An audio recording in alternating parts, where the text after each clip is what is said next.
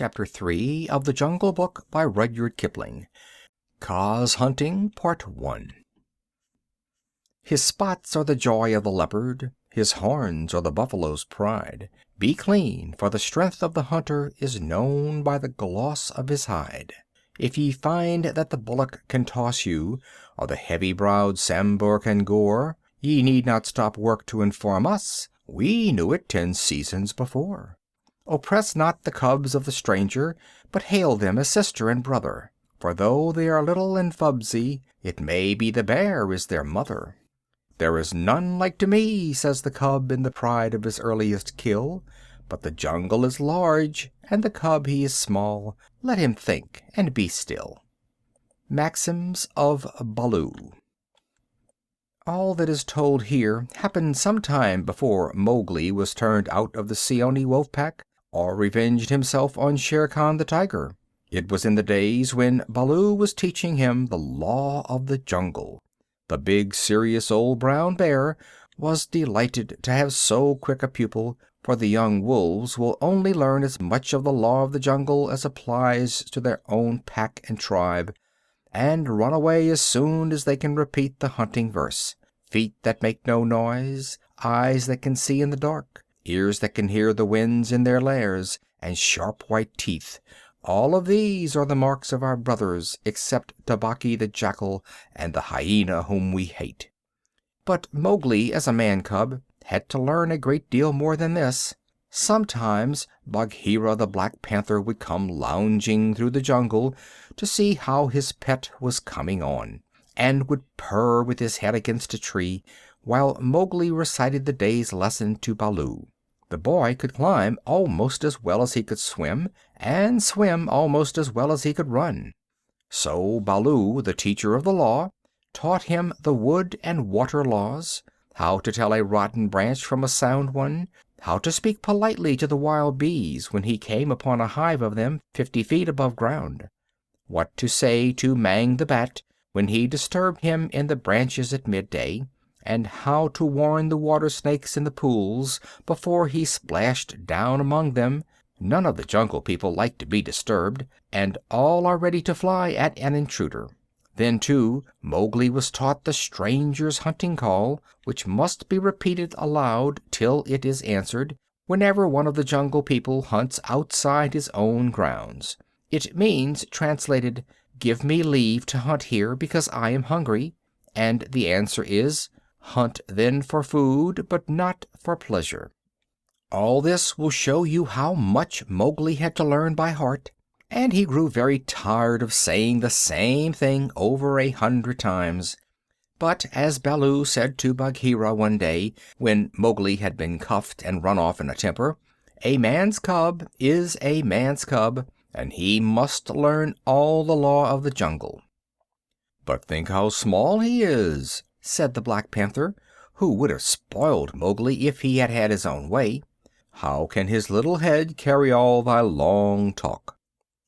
Is there anything in the jungle too little to be killed? No. That is why I teach him these things, and that is why I hit him very softly when he forgets. "Softly? What doth thou know of softness, old Iron Feet?" Bagheera grunted. "His face is all bruised today by thy softness. Huh!"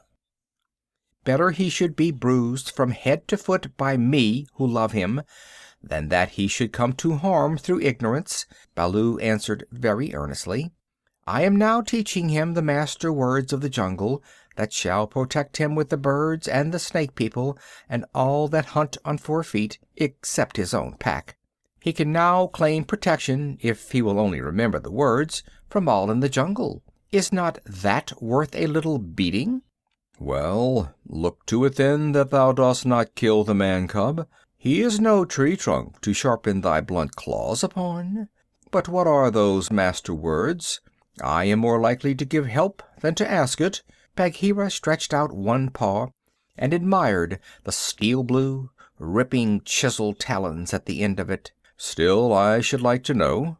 "I will call Mowgli, and he shall say them, if he will. Come, little brother." "My head is ringing like a bee-tree," said a sullen little voice over their heads, and Mowgli slid down a tree trunk, very angry and indignant, adding as he reached the ground, "I come for Bagheera, and not for thee, fat old Baloo." "That is all one to me," said Baloo, though he was hurt and grieved. "Tell Bagheera, then, the master words of the jungle that I have taught thee this day." "Master words for which people?" said Mowgli, delighted to show off. "The jungle has many tongues. I know them all." "A little thou knowest, but not much. See, O Bagheera, they never thank their teacher. Not one small wolfling has ever come back to thank old Baloo for his teaching. Say the word for the hunting people, then, great scholar." "We be of one blood, ye and I," said Mowgli, giving the words the Bear accent which all the hunting people use. "Good. Now for the birds," Mowgli repeated, with the kite's whistle at the end of the sentence. "Now for the Snake people," said Bagheera. The answer was a perfectly indescribable hiss, and Mowgli kicked up his feet behind, clapped his hands together to applaud himself, and jumped onto Bagheera's back, where he sat sideways, drumming his heels on the glossy skin and making the worst faces he could think of at Baloo. "There, there, that was worth a little bruise," said the brown bear tenderly. "Some day thou wilt remember me." Then he turned aside to tell Bagheera how he had begged the master words from Hathi the wild elephant, who knows all about these things, and how Hathi had taken Mowgli down to a pool to get the snake word from a water snake, because Baloo could not pronounce it, and how Mowgli was now reasonably safe against all accidents in the jungle, because neither snake, bird, nor beast would hurt him. "No one then is to be feared," Baloo wound up, patting his big furry stomach with pride. "Except his own tribe," said Bagheera under his breath, and then aloud to Mowgli, "Have a care for my ribs, little brother. What is all this dancing up and down?" Mowgli had been trying to make himself heard by pulling at Bagheera's shoulder fur and kicking hard. When the two listened to him, he was shouting at the top of his voice, "And so I shall have a tribe of my own, and lead them through the branches all day long." "What is this new folly, little dreamer of dreams?" said Bagheera. "Yes, and throw branches and dirt at old Baloo," Mowgli went on. "They have promised me this. Ha!" "Oh!" Baloo's big paw scooped Mowgli off Bagheera's back, and as the boy lay between the big forepaws he could see the bear was angry. "Mowgli," said Baloo, "thou hast been talking with the Bandar log, the Monkey People." Mowgli looked at Bagheera to see if the panther was angry too, and Bagheera's eyes were as hard as jade stones. "Thou hast been with the Monkey People, the Gray Apes, the people without a law, the eaters of everything? That is great shame." "When Baloo hurt my head," said Mowgli, he was still on his back, "I went away, and the Gray Apes came down from the trees and had pity on me. No one else cared." He snuffled a little. "The pity of the Monkey People!" Baloo snorted. "The stillness of the mountain stream, the cool of the summer sun. And then, man cub?"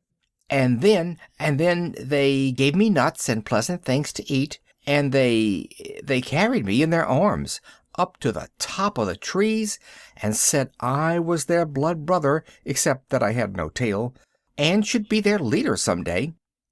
"They have no leader," said Bagheera. "They lie. They have always lied." "They were very kind and bade me come again. Why have I never been taken among the Monkey People? They stand on their feet as I do.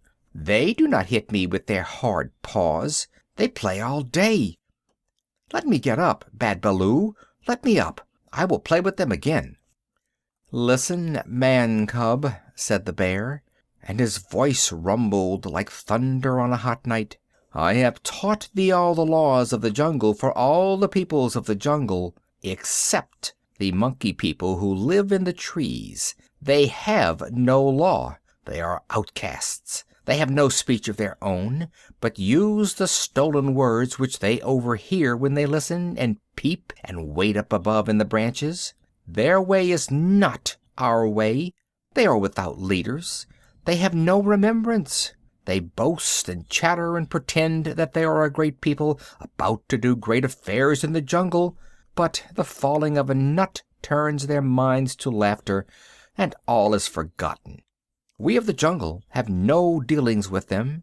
We do not drink where the monkeys drink. We do not go where the monkeys go. We do not hunt where they hunt. We do not die where they die. Hast thou ever heard me speak of the Bandar log till today? No, said Mowgli in a whisper, for the forest was very still now Baloo had finished. The jungle people, put them out of their mouths and out of their minds. They are very many, evil, dirty, shameless, and they desire, if they have any fixed desire, to be noticed by the jungle people. But we do not notice them even when they throw nuts and filth on our heads. He had hardly spoken when a shower of nuts and twigs spattered down through the branches, and they could hear coughings and howlings and angry jumpings high up in the air among the thin branches. The monkey people are forbidden, said Baloo. Forbidden to the jungle people, remember. Forbidden, said Bagheera. But I still think Baloo should have warned thee against them. I? How was I to guess he would play with such dirt? The monkey people! Faugh! A fresh shower came down on their heads, and the two trotted away, taking Mowgli with them. What Baloo had to say about the monkeys was perfectly true. They belonged to the tree-tops, and as beasts very seldom look up, there was no occasion for the monkeys and the jungle people to cross each other's path. But whenever they found a sick wolf or a wounded tiger or bear, the monkeys would torment him and throw sticks and nuts at any beast for fun and in the hope of being noticed. Then they would howl and shriek senseless songs and invite the jungle people to climb up their trees and fight them. Or they would start furious battles over nothing among themselves, and leave the dead monkeys where the jungle people could see them. They were always just going to have a leader and laws and customs of their own, but they never did, because their memories would not hold over from day to day, and so they compromised things by making up a saying, "What Bandar think now, the jungle will think later," and that comforted them a great deal. None of the beasts could reach them, but on the other hand, none of the beasts would notice them. And that was why they were so pleased when Mowgli came to play with them, and they heard how angry Baloo was.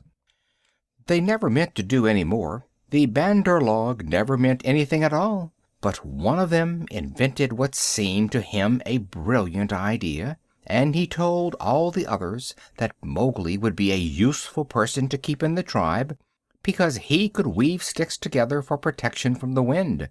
So if they caught him, they could make him teach them. Of course, Mowgli, as a woodcutter's child, inherited all sorts of instincts, and used to make little huts of fallen branches without thinking how he came to do it. The monkey people, watching in the trees, considered his play most wonderful. This time, they said, they were really going to have a leader and become the wisest people in the jungle. So wise that everyone else would notice and envy them. Therefore they followed Baloo and Bagheera and Mowgli through the jungle very quietly till it was time for the midday nap, and Mowgli, who was very much ashamed of himself, slept between the panther and the bear, resolving to have no more to do with the monkey people. The next thing he remembered was feeling hands on his legs and arms, hard, strong little hands, and then a swash of branches in his face, and then he was staring down through the swaying boughs as Baloo woke the jungle with his deep cries, and Bagheera bounded up the trunk with every tooth bared. The Bandar log howled with triumph and scuffled away to the upper branches, where Bagheera dared not follow, shouting, "He has noticed us! Bagheera has noticed us! All the Jungle People admire us for our skill and our cunning." Then they began their flight, and the flight of the Monkey People through Treeland is one of the things nobody can describe. They have their regular roads and crossroads, up hills and down hills, all laid out from 50 to 70 or 100 feet above the ground, and by these they can travel even at night if necessary. Two of the strongest monkeys caught Mowgli under the arms and swung off with him through the treetops, 20 feet at a bound. Had they been alone, they could have gone twice as fast, but the boy's weight held them back. Sick and giddy as Mowgli was, he could not help enjoying the wild rush, though the glimpses of earth far down below frightened him, and the terrible check and jerk at the end of the swing over nothing but empty air brought his heart between his teeth. His escort would rush him up a tree till he felt the thinnest, topmost branches crackle and bend under them, and then, with a cough and a whoop, would fling themselves into the air outward and downward, and bring up, hanging by their hands or their feet, to the lower limbs of the next tree. Sometimes he could see for miles and miles across the still green jungle, as a man on the top of a mast can see for miles across the sea. And then the branches and leaves would lash him across the face, and he and his two guards would be almost down to earth again. So, bounding and crashing and whooping and yelling, the whole tribe of Bandar log swept along the tree roads with Mowgli their prisoner. For a time he was afraid of being dropped. Then he grew angry, but knew better than to struggle. And then he began to think.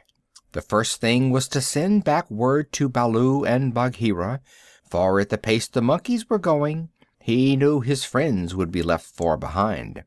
It was useless to look down, for he could only see the top sides of the branches, so he stared upward and saw, far away in the blue, Ran the Kite, balancing and wheeling as he kept watch over the jungle, waiting for things to die. Ran saw that the monkeys were carrying something, and dropped a few 100 yards to find out whether their load was good to eat. He whistled with surprise when he saw Mowgli being dragged up to a treetop, and heard him give the Kite call for, "We be of one blood, thou and I." The waves of the branches closed over the boy, but Ran balanced away to the next tree in time to see the little brown face come up again. "Mark my trail!" Mowgli shouted. "Tell Baloo of the Seeonee Pack and Bagheera of the Council Rock." "In whose name, brother?" Ran had never seen Mowgli before, though of course he had heard of him. "Mowgli the Frog. Man cub they call me. Mark my trail." The last words were shrieked as he was being swung through the air, but Ran nodded and rose up till he looked no bigger than a speck of dust, and there he hung, watching with his telescope eyes the swaying of the treetops as Mowgli's escort whirled along. "They never go far," he said with a chuckle. "They never do what they set out to do. Always pecking at new things are the Bandar log. This time, if I have any eyesight, they have pecked down trouble for themselves. For Baloo is no fledgling, and Bagheera can, as I know, kill more than goats." So he rocked his wings, his feet gathered up under him, and waited. Meantime, Baloo and Bagheera were furious with rage and grief. Bagheera climbed as he had never climbed before, but the thin branches broke beneath his weight, and he slipped down, his claws full of bark. "Why didst thou not warn the man cub?" he roared to poor Baloo, who had set off at a clumsy trot in the hope of overtaking the monkeys. "What was the use of half slaying him with blows if thou didst not warn him?" "Haste, oh haste! We may catch them yet," Baloo panted. "At that speed? It would not tire a wounded cow. Teacher of the law, cub beater! A mile of that rolling to and fro would burst thee open." Sit still and think. Make a plan. This is no time for chasing. They may drop him if we follow too close. Harula! They may have dropped him already, being tired of carrying him. Who can trust the Bandar log? Put dead bats on my head. Give me black bones to eat. Roll me into the hives of the wild bees, that I may be stung to death. And bury me with the hyena, for I am most miserable of bears. Harul, Allah, oh, Mowgli, Mowgli, why did I not warn thee against the monkey folk, instead of breaking thy head? Now perhaps I may have knocked the day's lesson out of his mind, and he will be alone in the jungle without the master words. Baloo clasped his paws over his ears and rolled to and fro, moaning. At least he gave me all the words correctly a little time ago, said Bagheera impatiently. Baloo, thou hast neither memory nor respect. What would the jungle think if I, the Black Panther, curled myself up like Ikki the porcupine and howled? What do I care what the jungle thinks? He may be dead by now. Unless and until they drop him from the branches in sport, or kill him out of idleness, I have no fear for the man-cub. He is wise and well taught, and above all he has the eyes that make the jungle people afraid. But, and it is a great evil, he is in the power of the Bandar log, and they, because they live in trees, have no fear of any of our people. Bagheera licked one forepaw thoughtfully. Fool that I am! Oh, fat, brown, root-digging fool that I am! Said Baloo, uncoiling himself with a jerk. It is true what Hathi the wild elephant says, to each his own fear. And they, the Bandar log, fear Kaa the rock snake. He can climb as well as they can. He steals the young monkeys in the night. The whisper of his name makes their wicked tails cold. Let us go to Kaa. What will he do for us? He is not of our tribe, being footless, and with most evil eyes, said Bagheera. He is very old and very cunning. Above all, he is always hungry, said Baloo hopefully. Promise him many goats. He sleeps for a full month after he has once eaten. He may be asleep now, and even were he awake, what if he would rather kill his own goats? Bagheera, who did not know much about Kaa, was naturally suspicious. Then, in that case, thou and I together, old hunter, must make him see reason. Here Baloo rubbed his faded brown shoulder against the panther, and they went off to look for Kaa, the rock python. They found him stretched out on a warm ledge in the afternoon sun, admiring his beautiful new coat, for he had been in retirement for the last 10 days, changing his skin, and now he was very splendid, darting his big blunt-nosed head along the ground, and twisting the 30 feet of his body into fantastic knots and curves, and licking his lips as he thought of his dinner to come. He has not eaten, said Baloo with a grunt of relief, as soon as he saw the beautifully mottled brown and yellow jacket. Be careful, Bagheera. He is always a little blind after he has changed his skin, and very quick to strike. Kaa was not a poison snake. In fact, he rather despised the poison snakes as cowards. But his strength lay in his hug, and when he had once lapped his huge coils round anybody, there was no more to be said. Good hunting! Cried Baloo, sitting up on his haunches. Like all snakes of his breed, Kaa was rather deaf, and did not hear the call at first. Then he curled up, ready for any accident, his head lowered. Good hunting for us all, he answered. Oh-ho, Baloo! What dost thou do here? Good hunting, Bagheera. One of us at least needs food. Is there any news of game afoot? A doe now, or even a young buck? I am as empty as a dried well. We are hunting, said Baloo carelessly.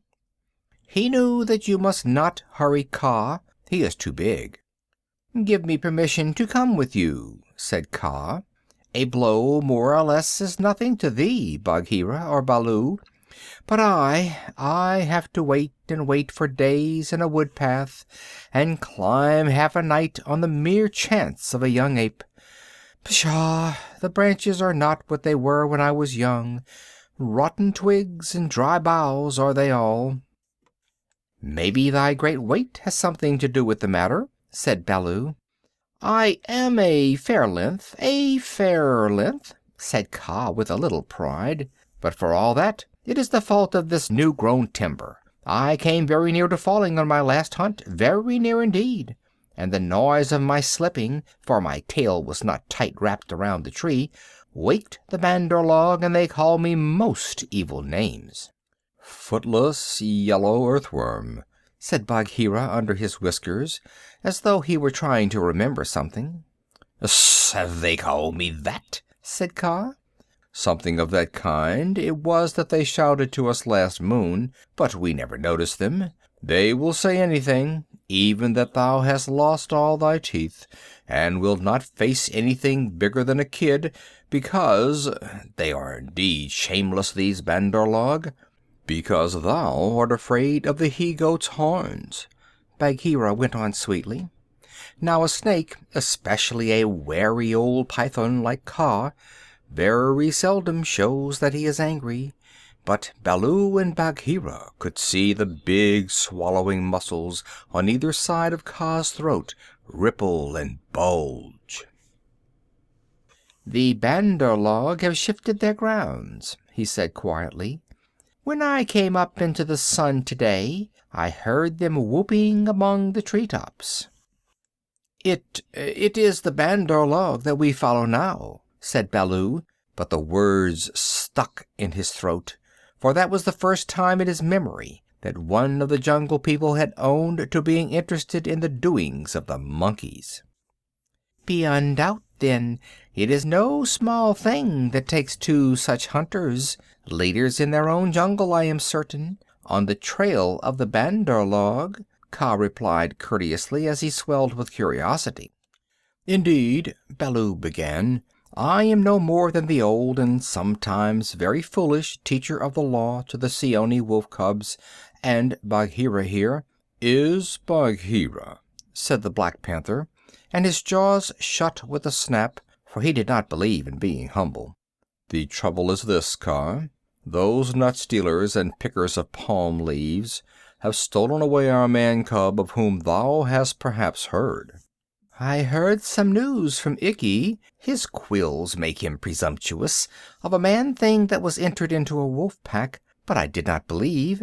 Ikki is full of stories half heard and very badly told." "But it is true. He is such a man cub as never was," said Baloo, "the best and wisest and boldest of man cubs, my own pupil, who shall make the name of Baloo famous through all the jungles, and besides we love him, Kaa." "Tss, tss," said Kaa, weaving his head to and fro. "I also have known what love is. There are tales I could tell that—" "That need a clear night when we are all well fed to praise properly," said Bagheera quickly. "Our man cub is in the hands of the Bandar log now, and we know that of all the Jungle People they fear Kaa alone." "They fear me alone. They have good reason," said Kaa. "Chattering, foolish, vain. Vain, foolish, chattering are the monkeys. But a man-thing in their hands is in no good luck. They grow tired of the nuts they pick and throw them down. They carry a branch half a day, meaning to do great things with it, and then they snap it in two. That man-thing is not to be envied. They called me also Yellow Fish, was it not?" "Worm, earthworm," said Bagheera, "as well as other things which I cannot now say for shame." "We must remind them to speak well of their master. Asp! We must help their wandering memories. Now, whither went they with the cub?" "The jungle alone knows. Toward the sunset, I believe," said Baloo. "We had thought that thou wouldst know, Kaa." "I? How? I take them when they come in my way, but I do not hunt the Bandar logs, or frogs, or green scum on a water hole, for that matter." "Up, up!" Up! Hello, hello, hello, look up! Baloo of the Seeonee Wolf Pack. Baloo looked up to see where the voice came from, and there was Ron the Kite, sweeping down with the sun shining on the upturned flanges of his wings. It was near Ron's bedtime, but he had ranged all over the jungle, looking for the bear, and had missed him in the thick foliage. "What is it?" said Baloo. "I have seen Mowgli among the Bandar log. He bade me tell you. I watched. The Bandar log have taken him beyond the river to the Monkey City, to the Cold Lairs. They may stay there for a night, or 10 nights, or an hour. I have told the bats to watch through the dark time. That is my message. Good hunting, all you below." "Full gorge and a deep sleep to you, Ron," cried Bagheera. "I will remember thee in my next kill, and put aside the head for thee alone, O best of kites." "It is nothing, it is nothing. The boy held the master word. I could have done no less." And Ron circled up again to his roost. "He has not forgotten to use his tongue," said Baloo with a chuckle of pride. "To think of one so young remembering the master word for the birds too, while he was being pulled across trees." "It was most firmly driven into him," said Bagheera. "But I am proud of him. And now we must go to the Cold Lairs." They all knew where that place was, but few of the Jungle People ever went there, because what they called the Cold Lairs was an old deserted city, lost and buried in the jungle, and beasts seldom use a place that men have once used. The wild boar will, but the hunting tribes do not. Besides, the monkeys live there as much as they could be said to live anywhere, and no self-respecting animal would come within eye-shot of it except in times of drought, when the half-ruined tanks and reservoirs held a little water. "It is a half-night's journey at full speed," said Bagheera, and Baloo looked very serious. "I will go as fast as I can," he said anxiously. "We dare not wait for thee. Follow, Baloo. We must go on the quick foot, Kaa and I." "Feet or no feet, I can keep abreast of all thy four," said Kaa shortly. Baloo made one effort to hurry, but had to sit down panting, and so they left him to come on later, while Bagheera hurried forward at the quick panther canter. Kaa said nothing, but strive as Bagheera might, the huge rock python held level with him. When they came to a hill stream, Bagheera gained, because he bounded across while Kaa swam, his head and 2 feet of his neck clearing the water, but on level ground Kaa made up the distance. "By the broken lock that freed me," said Bagheera when twilight had fallen, "thou art no slow goer." "I am hungry," said Kaa. "Besides, they call me Speckled Frog." "Worm, earthworm, and yellow to boot." "All one. Let us go on." And Kaa seemed to pour himself along the ground, finding the shortest road with his steady eyes and keeping to it. End of Part 1 of Kaa's Hunting.